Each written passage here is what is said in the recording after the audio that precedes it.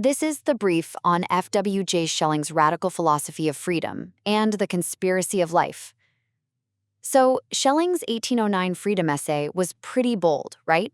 It really pushed back against thinkers like Hegel and Kant. See, they were trying to build these perfect, kind of closed-off philosophical systems.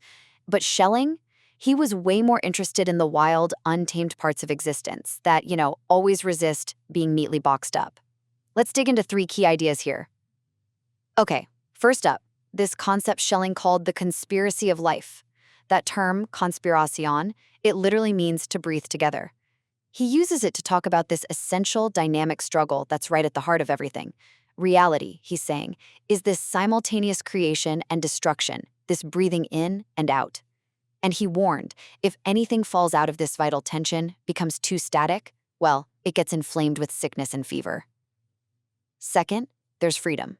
Schelling calls it a barbarian principle, something that always fundamentally stands outside the walls of any system you try to build.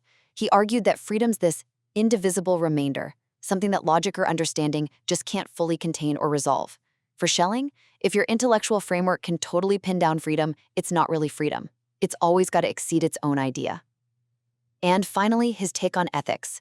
Schelling shifts away from the usual focus on moral choice or duty. He actually called relying on subjective choice the plague of morality.